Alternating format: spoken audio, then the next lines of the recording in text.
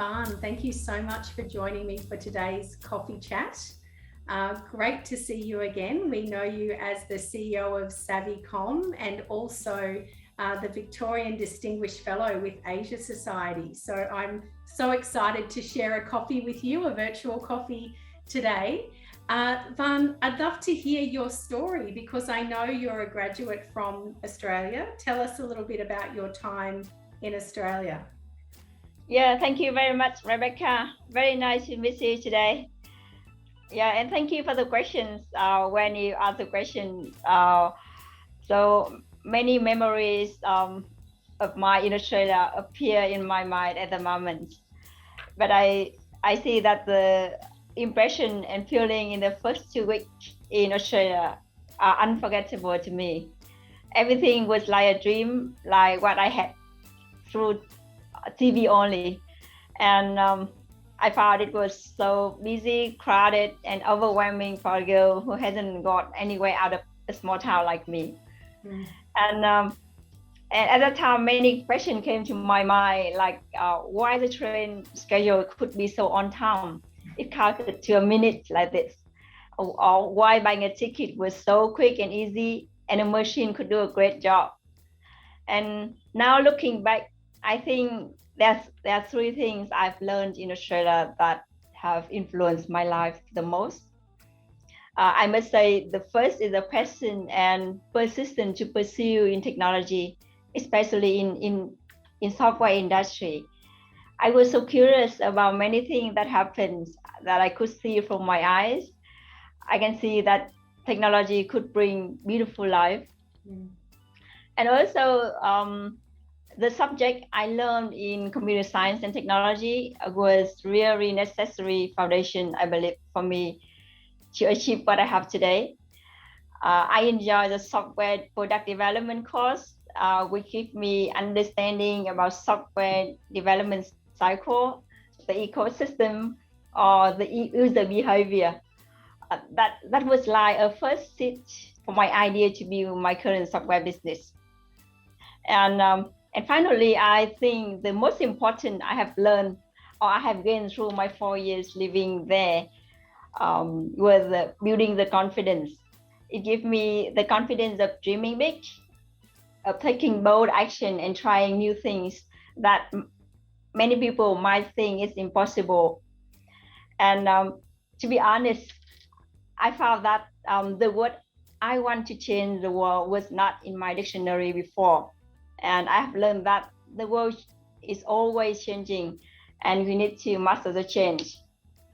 And like I shared with you before, that the opportunity to study and live in a multicultural environment in Australia allowed me to gain a lot of multicultural understanding. And this has proven critical in helping me build business partnership with foreign customers and partner from different countries like Australia, USA, or Asia.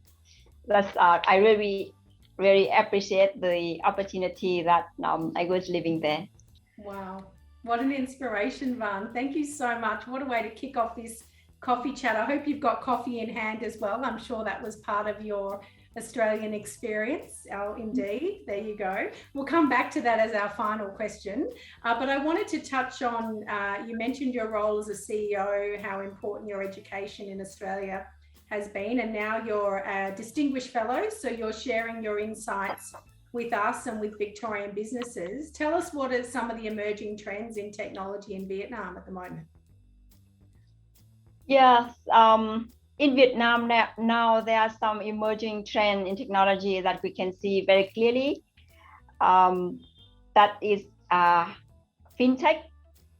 We can see that the cashless payment now is talking everywhere in Vietnam, and also digital banking. People are changing a lot to use banking with the which before there are only small percentage of people using bank account, but now the number increasing very fast. And in 2020, we have more than $8 billion in revenue in fintech. And also we can see that e-commerce, especially after the COVID time, is a hot keyword in Vietnam as well. So according to Vietnam E-commerce Association, Vietnam e-commerce market could be ranked the third, just after Indonesia and Thailand by 2025. And but I think for me, I really enjoy the health tech. Even now, it is not yet developed like fintech or e-commerce, but I find it the most exciting technology now, as we can help client build platform to connect doctor, patient, and pharmaceutical company together. We also help patients use technology to keep track of their health status, or especially that they can build a better habit of taking care of their health. Indeed, and so timely now given the situation in the world. So on the basis of those three trends, so fintech, e-commerce and health tech, what's your advice for Victorian companies who want to access the tech ecosystem in Vietnam? Well, yeah, I think there are several ways for Australian business to take advantage of Vietnam growing technology sector at the moment. They can expand business or sell solution or their product in Vietnam. We can count some giant tech firm come to Vietnam like Apple, Microsoft, Intel, and Panasonic. They also can carry out innovation and R&D activity in Vietnam. Yeah, like IMIT opened the new innovation center in Vietnam. And I also know that Global Victoria got the Innovation Lab in Ho Chi Minh City, which is very exciting for us to explore as well. And thank you for giving us the plug. Yes, we do have an office now in Ho Chi Minh City, and also our study hub soon to open as well. Mm-hmm. Yeah, I'm excited to go there once the flights open. I think it's much easier for us to go there and visit. Wonderful. Van, we really are so thankful to have someone of your caliber and experience working so closely with Asia Society and also with the Victorian government. I know this is just a really short coffee chat, but I'm inspired every time I talk to you and your mantra of wanting to make a difference. So let's connect it back to coffee at the end though. And I wonder, what is your choice of coffee that drives you, or have you got a great coffee story from your time in Australia? Yeah, well, I